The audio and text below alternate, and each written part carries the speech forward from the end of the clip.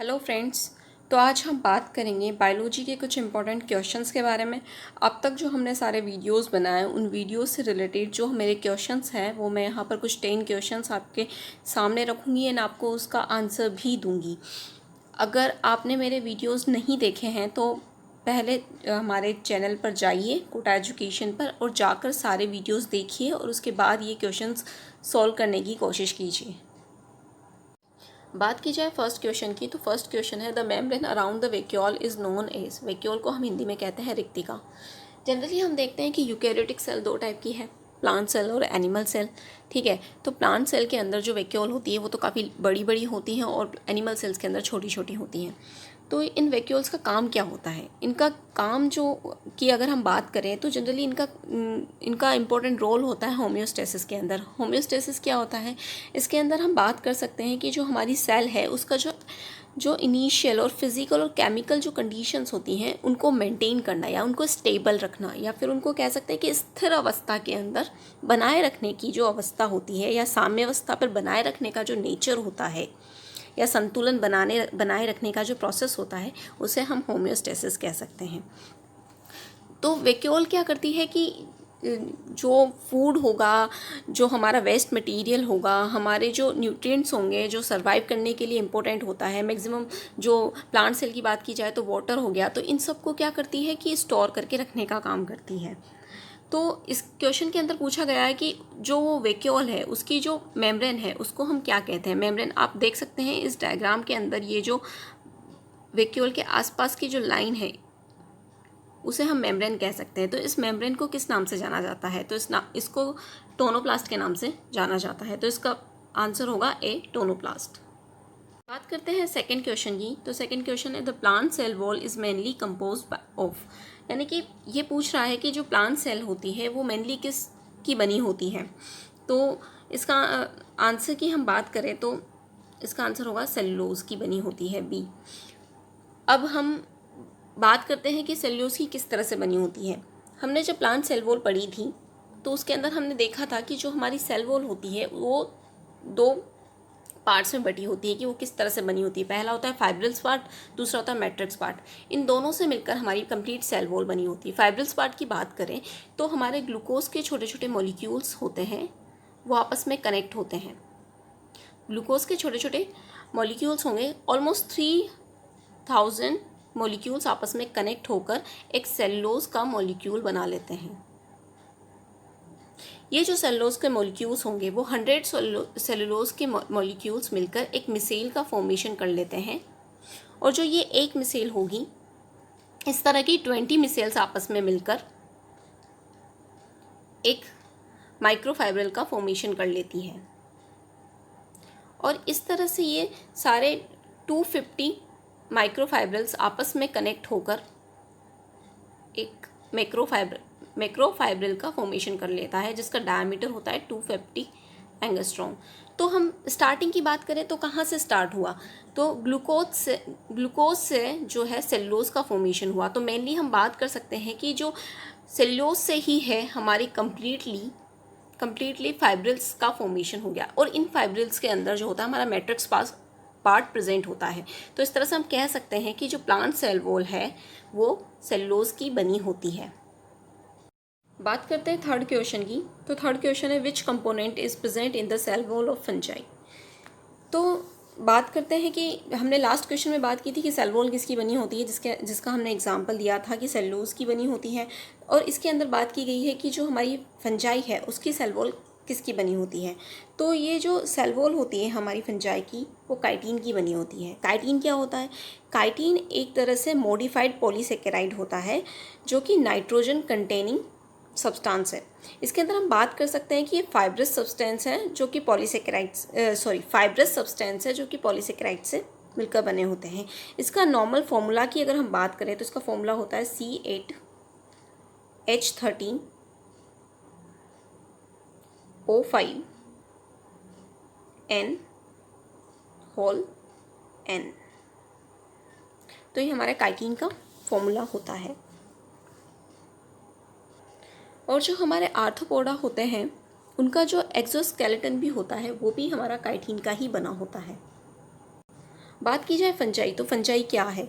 जो हमने 5 kingdom classification पढ़ा था, तो उसके अंदर जो हमारे वीटेकर थे उन्होंने 5 किंगडम में हमारी कंप्लीटली लिविंग थिंग्स को अलग अलग पार्ट्स में डिवाइड किया था। तो उसके अंदर एक किंगडम हमारा फंजाई भी था, जिसके अंदर क्या होता है कि क्लोरोप्लास्ट एब्सेंट होता है। इट मीन्स ये फोटोसिंथेसिस नहीं कर सकते। तो एक तरह से ये जो है वो फूड के लिए किसी अदर ऑर्गेनेल्स पर डिपेंड होंगे, यानी कि ये हेटेरोट्रॉप्स होते हैं। की जाए फोर्थ क्वेश्चन की, तो फोर्थ क्वेश्चन है what are the defining characteristics of the living things. It means ये बात कर रहा है कि लिविंग थिंग्स का जो डिफाइनिंग करेक्टर है वो क्या है। ऑप्शन में दे रखा है reproduction, metabolism and growth and none of these. तो हम बात करते हैं कि रिप्रोडक्शन के बारे में, कि रिप्रोडक्शन हमारा डिफाइनिंग करेक्टर होता है या नहीं होता है। तो हमने लास्ट टाइम जब लास्ट वीडियो हमने बनाया था तो उसके अंदर हमने बात की थी कि जो रिप्रोडक्शन होता है उसको हम एक डिफाइनिंग करेक्टर नहीं कह सकते। क्यों? क्योंकि कुछ लिविंग थिंग्स ऐसे भी होते हैं जिनके अंदर रिप्रोडक्शन देखने को नहीं मिलता। जैसे कि हम बात कर सकते हैं कि जो हमारी वर्कर मधुमक्खियाँ हैं उनके अंदर जो है रिप्रोडक्शन देखने को नहीं मिलता। जो ट्रांसजेंडर्स होते हैं उनके अंदर भी रिप्रोडक्शन नहीं होता। तो हम ये नहीं कह सकते कि जो रिप्रोडक्शन होता है वही एक डिफाइनिंग करेक्टर नहीं हो सकता, कि कुछ जो लिविंग थिंग्स होती हैं वो भी रिप्रोडक्शन शो नहीं कर रही। तो इसका मतलब ये नहीं है कि वो लिविंग थिंग्स नहीं है। हम उनको नॉन लिविंग थिंग्स की कैटेगरी में नहीं रख सकते। वो है लिविंग थिंग्स बट उनके अंदर रिप्रोडक्शन नहीं हो रहा है। बात की जाए ग्रोथ की, तो हमने ग्रोथ की बात की थी कि जैसे कि एक लिविंग थिंग्स ग्रोथ शो करती है, तो कुछ नॉन लिविंग थिंग्स ऐसी भी हैं वो भी ग्रोथ शो करती है। जैसे कि एक रेत का टीला लिया जा सकता है, यहाँ पर बहुत सारी रेत प्रेजेंट है, कुछ रेत उड़कर आती है और ये टीला इस तरह से साइज़ में इंक्रीज होता जाता है। तो एक तरह से इसने भी ग्रोथ शो की। तो एक नॉन लिविंग थिंग भी ग्रोथ शो कर रही है। बात की जाए मेटाबॉलिज्म की, जो इस क्वेश्चन का आंसर है, मेटाबॉलिज्म जो होता है वो एक मेटाबॉलिक प्रोसेस जो ह्यूमन बॉडी के अंदर या लिविंग थिंग्स के अंदर ही देखने को मिलता है। एक नॉन लिविंग थिंग्स के अंदर हम मेटाबॉलिक प्रोसेस नहीं देख सकते। जैसे कि हम बात कर सकते हैं हमारे फोटोसिंथेसिस की और हमारे रेस्पायरेशंस की। तो इनके अंदर हम क्या कर रहे हैं, इनके अंदर हम जो है हमारे मॉलिक्यूल्स आपस में कनेक्ट होकर ग्लूकोज बना रहे हैं, या फिर कुछ ग्लूकोज जो होता है वो ब्रेक डाउन होकर हमको एनर्जी प्रोवाइड कर रहा है। तो ये जो सारे प्रोसेस होते हैं ये एक बायोलॉजिकल प्रोसेस है जो सिर्फ ओनली लिविंग थिंग्स के अंदर ही शो हो रहे हैं। एक नॉन लिविंग थिंग्स के अंदर हम नहीं देख सकते। मेटाबॉलिज्म जो है वो भी दो तरह से होता है, एक होता है कैटाबॉलिज्म और एक होता है एनाबॉलिज्म। कैटाबॉलिज्म की अगर बात की जाए तो उसके अंदर क्या होता है, जो लार्ज मॉलिक्यूल्स होता है उनको ब्रेक डाउन करके एनर्जी ऑब्टेन की जाती है। फॉर एग्जांपल हम ले सकते हैं रेस्पायरेशन, जिसमें क्या होगा कि हम फूड से एनर्जी गेन करेंगे। दूसरा होता है हमारा एनाबॉलिज्म। एनाबॉलिज्म के अंदर क्या होता है, इसके अंदर क्या होगा कि जो हमारे छोटे छोटे मॉलिक्यूल्स होंगे वो आपस में कनेक्ट होकर एक कंपाउंड का फॉर्मेशन करेंगे, जो कि मतलब एक तरह से ये एक सिंथेसिस प्रोसेस है, यानी कि एक जो कंपाउंड की हमको ज़रूरत है उसका फॉर्मेशन करना। जैसे कि हम एग्जांपल ले सकते हैं फोटोसिंथेसिस।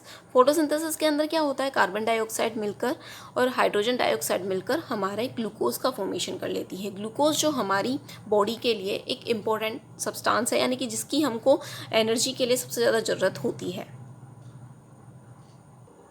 तो इस तरह से हम कह सकते हैं कि जो मेटाबॉलिज्म है वो एक डिफाइनिंग करेक्टर होता है लिविंग थिंग्स का। बात की जाए फिफ्थ क्वेश्चन की, तो फिफ्थ क्वेश्चन के अंदर पूछा गया है कि जो मेल गैमेट होता है स्पर्म, वो जो फीमेल गैमेट है एक, उसको किस तरह से पेनिट्रेट करता है। तो जब वो पेनिट्रेट करता है तो कौन से ऑर्गेनल्स उसके अंदर हेल्प करते हैं। तो ये 4 ऑप्शंस हैं। तो बात करते हैं स्पर्म के बारे में। तो जो स्पर्म का स्ट्रक्चर होता है वो इस तरह से होता है कि वो हेड, नेक और टेल पार्ट के अंदर डिवाइड होता है। ये होता है हेड पार्ट, ये होता है हमारा नेक पार्ट और ये होता है टेल पार्ट। ठीक है। तो जो हेड पार्ट होता है उसके आगे एक केव जैसा स्ट्रक्चर होता है जिसे हम बोलते हैं एक्रोसोम। एक्रोसोम जो होता है उसका काम क्या होता है मेनली, जब एग के पास जब स्पर्म आता है, तो जब स्पर्म एक से कनेक्ट होता है तो इस कनेक्शन के लिए जो एक्रोसोम के अंदर कुछ हाइड्रोलाइटिक एंजाइम्स प्रेजेंट होते हैं। ये एंजाइम्स जो होते हैं इसकी एक की जो सेल मेम्ब्रेन है उसको जो होता है डिज़ोल्व करने का काम करता है, यानी कि उसको पेनिट्रेशन के लिए क्या करेगा कि वो उसको हटा देगा या डिज़ोल्व कर देगा। तो जो ये एक्रोसोम के अंदर जो एंजाइम्स प्रेजेंट हैं, ये हाइड्रोलाइटिक एंजाइम्स, ये कौन से ऑर्गेनेल्स के थ्रू यहाँ पर आए या किस तरह से ये प्रेजेंट है, इसकी अगर बात की जाए तो जो लाइसोसोम्स होते हैं हमारे, उनका क्या काम होता है, वो सेल के अंदर जो मैक्रोमोलिक्यूल्स होते हैं उनको ब्रेक डाउन करने का काम करते हैं या उनको एक तरह से डाइजेस्ट करने का काम करते हैं, उनको तोड़ने का काम करते हैं। तो जो ये एक्रोसोम होते हैं उसके अंदर जो जनरली होता है लाइसोसोम्स प्रेजेंट होते हैं जो कि हाइड्रोलाइटिक एंजाइम्स को कंटेन करते हैं अपने साथ, और जो एग सेल मेम्ब्रेन है उसको रप्चर करने का काम करेंगे, उसको पेनिट्रेट करने का काम करेंगे ताकि जो न्यूक्लियस पार्ट है वो एग के अंदर जा सके और दोनों आपस में कनेक्ट होकर जायगोट का फॉर्मेशन हो सके। तो इस क्वेश्चन का आंसर होगा कि जो लाइसोसोम्स होंगे वो हेल्प करेंगे पेनिट्रेशन के अंदर। बात की जाए 6 नंबर क्वेश्चन की, तो ये पूछ रहा है कि which plant kingdom can survive both on land and water, यानी कि ये पूछ रहा है कि कौन सा प्लांट किंगडम है जो उसके जो प्लांट्स होते हैं वो पानी में भी मिलेंगे और जो हमारी ज़मीन है उस पर भी देखने को मिलेंगे। तो इन 4 ऑप्शंस को देखने के बाद हमको पता लगता है कि जो हमारे ब्रायोफाइट है ये एक ऐसे प्लांट होते हैं जो हमें ज़मीन पर भी देखने को मिलते हैं और हमारे वाटर के अंदर तो ये होते ही हैं। तो जो ये ब्रायोफाइट्स होता है ये पहला प्लांट किंगडम है जो कि ज़मीन पर आया फर्स्टली, पर ये कम्प्लीटली हम इसको जो नहीं कह सकते कि ये ज़मीन का पादप है या टेरेस्ट्रियल प्लांट, हम इसको कम्प्लीटली नहीं कह सकते क्योंकि इसके अंदर वेस्कुलर जो बंडल्स होते हैं हमारे जाइलम एंड फ्लोएम होते हैं वो क्या होते हैं, एब्सेंट होते हैं, और इनको आज भी फर्टिलाइजेशन के लिए जो होता है वाटर की ज़रूरत होती है। तो ये एक तरह से हमारे प्लांट किंगडम का एम्फीबियंस भी इनको कहा जाता है। एम्फीबियंस क्यों कहा जाता है, एम्फीबियंस का मतलब क्या होता है, एम्फीबियंस मतलब होते हैं उभयचर, ऐसे जंतु जो कि हमारे अर्थ पे भी मिलेंगे और हमारे वाटर में भी मिलेंगे। जैसे कि हम बात कर सकते हैं, इसका एग्जांपल ले सकते हैं मेंढक। मेंढक पानी में भी रहता है और ज़मीन पे भी रहता है। तो ये जो प्लांट्स हैं वो हमारे प्लांट किंगडम के एम्फीबियंस भी कहलाते हैं। बात की जाए 7 नंबर क्वेश्चन की, तो ये पूछ रहा है कि vascular bundles are not found in. Vascular bundles क्या होते हैं, वेस्कुलर बंडल्स होते हैं हमारे जो ट्रांसपोर्ट करने वाले जो टिश्यूज़ होते हैं, जो हमारे फूड का एंड वाटर का जो ट्रांसपोर्ट करते हैं root to leaf and leaf to root. तो जो ऐसे टिश्यूज़ होते हैं इनको हम लोग वेस्कुलर बंडल कहते हैं। इसके अंदर हमारे आते हैं जाइलम फ्लोएम। तो ये बोल रहा है कि कौन सा ग्रुप है जिसके अंदर है वेस्कुलर बंडल जो होते हैं वो नहीं होते हैं। तो जिम्नोस्पर्म्स के अंदर होते हैं, टेरिडोफाइट्स के अंदर भी होते हैं, एंजियोस्पर्म्स के अंदर तो होते ही हैं। तो इसका आंसर है ब्रायोफाइट्स। ब्रायोफाइट्स के अंदर जो होता है वेस्कुलर बंडल नहीं देखने को मिलते। ब्रायोफाइट्स जो होते हैं हम इस डायग्राम में देख सकते हैं कि ये एकदम स्मॉल प्लांट्स होते हैं, यानी कि इनका जो प्लांट स्ट्रक्चर है वो काफ़ी बड़ा नहीं होता। जिस तरह से हमारे एंजियोस्पर्म्स हम देखते हैं, जिम्नोस्पर्म्स हम देखते हैं, मतलब ट्रीज़ लाइक स्ट्रक्चर में ये नहीं देखने को मिलते हैं। तो इट मीन्स अगर जब इनका प्लांट इतना बड़ा नहीं है साइज़ में तो फिर इसके अंदर वेस्कुलर बंडल्स की इतनी ज़रूरत भी नहीं होती।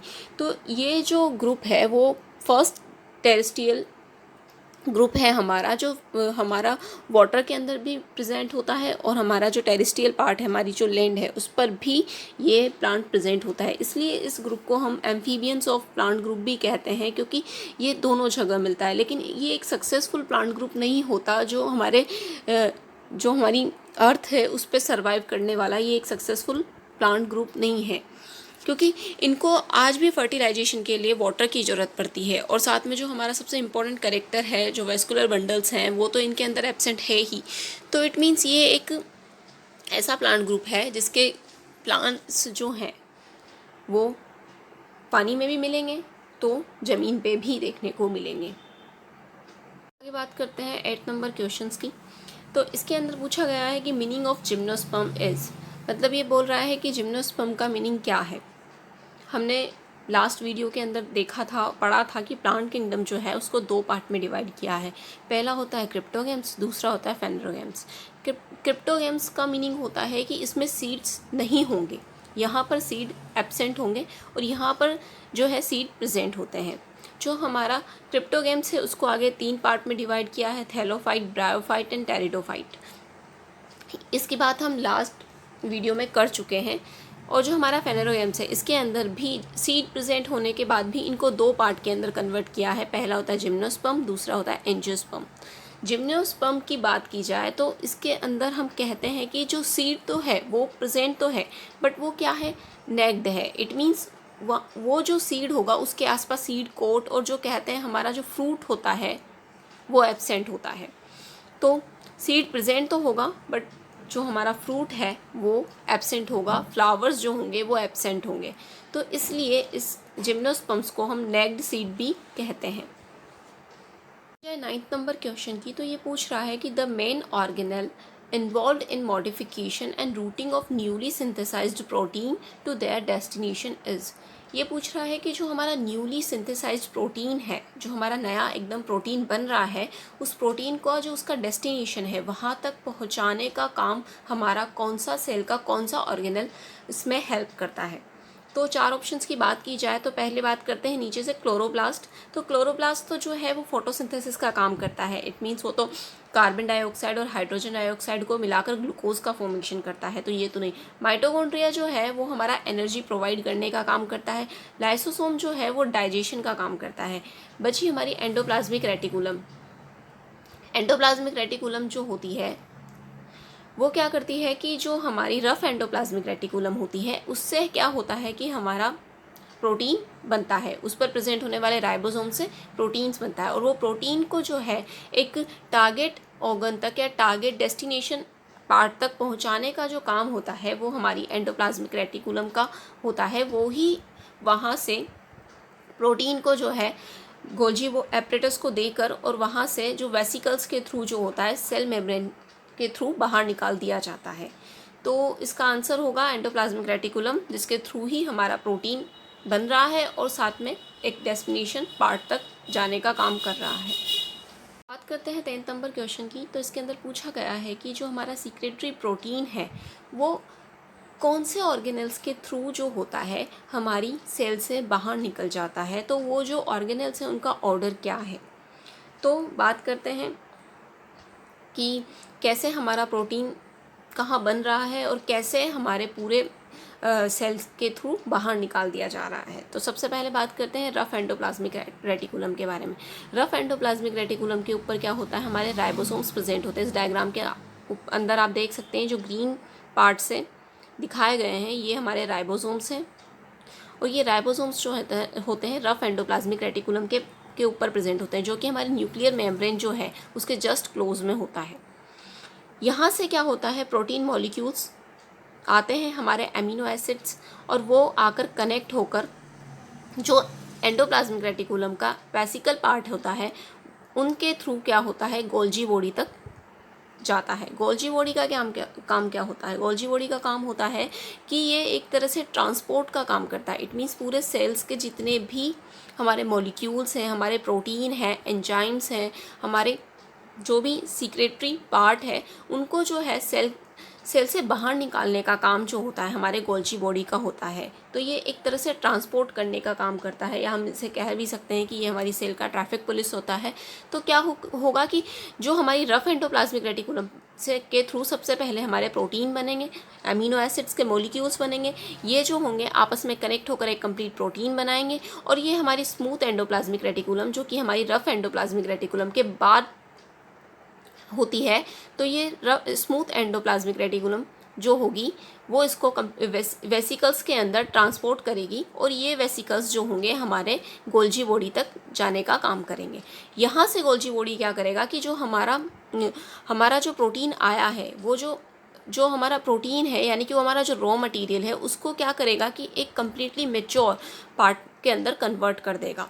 इट मीन्स एक नया प्रोटीन या कहें कि उन एमिनो एसिड्स को आपस में कनेक्ट करके एक पेप्टाइड चेन का फॉर्मेशन करेगा और कंप्लीट प्रोटीन या हार्मोन या एंजाइम्स का फॉर्मेशन करके उसको क्या करेगा कि जो हमारे सीक्रेटरी वेसिकल्स हैं, जो हमारे गोल्जी बॉडी का ही एक पार्ट है, वहाँ ट्रांसफर करके वहाँ से वो यहाँ से ये सेल मेम्ब्रेन के आउटर पार्ट तक जाकर वहाँ से बाहर निकाल दिए जाते हैं, इस तरह से, जैसा कि हम डायग्राम के अंदर देख रहे हैं।